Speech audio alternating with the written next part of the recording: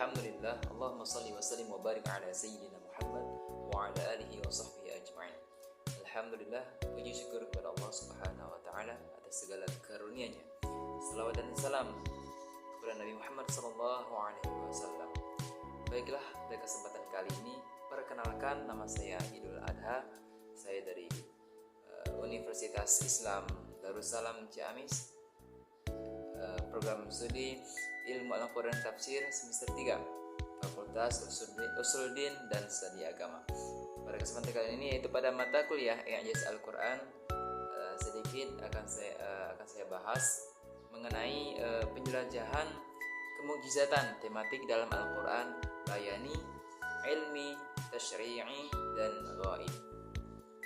Baiklah, langsung saja.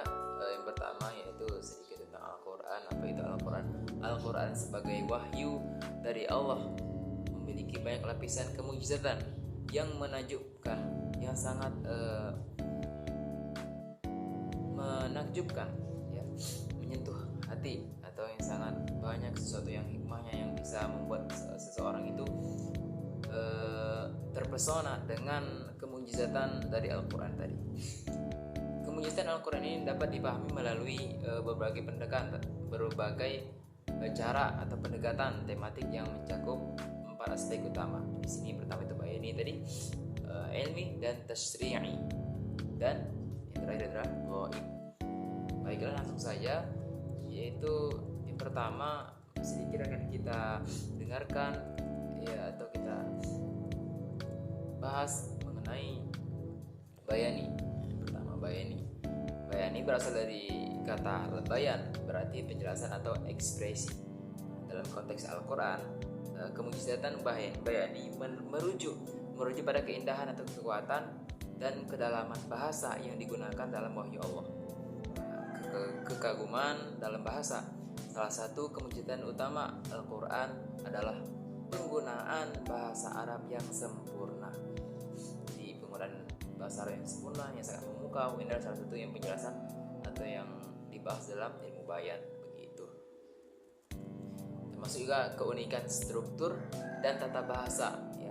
Al-Quran itu memiliki keunikan atau tata bahasa yang sangat unik, yang sangat luar biasa, sehingga tidak mudah ditiru dan bahkan tidak akan pernah ada yang bisa meniru kalimat-kalimat yang telah tersusun rapi atau kalamullah yang ada dalam Al-Quran Al-Karim. Begitulah termasuk ilmu bayan atau kemujizatan dari Al-Quran tadi.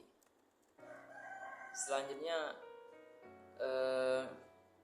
mungkin contoh dari bayan tadi surah Al-A'raf ayat 57 yang menggambarkan bahwa bagaimana Allah menurunkan hujan dan melimpahkan rahmatnya kepada makhluknya dengan ungkapan yang penuh keindahan, berbunyi, dan dialah yang meniupkan angin sebagai pembawa berita gembira sebelum kedatangan rahmatnya. Di sini terlihat atau terdengar jelas atau sebuah keunikan bahasa dari ilmu bayan tadi, sebuah keunikan dari kemujizatan Al-Quran. Selanjutnya ilmi atau kemujizatan dalam aspek ilmu pengetahuan.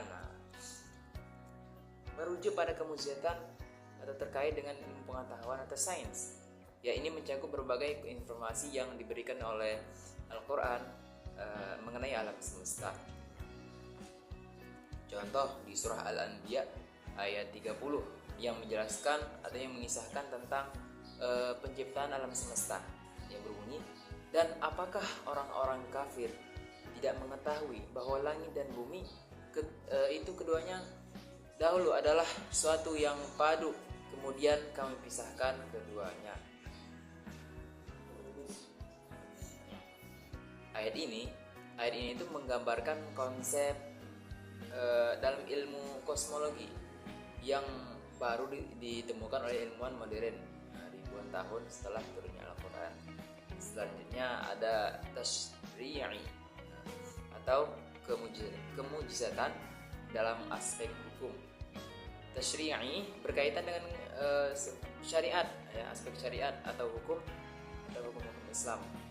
Ini mencakup peraturan hidup yang diturunkan Allah untuk umat manusia melalui wahyunya.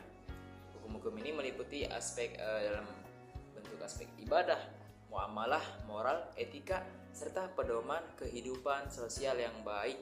Ya, ini dalam ilmu atau yang dibahas dalam tasyri' yang tadi. Pertama mungkin ada kesempurnaan hukum, keadilan yang abadi. Contohnya di dalam Quran surah Al-Baqarah,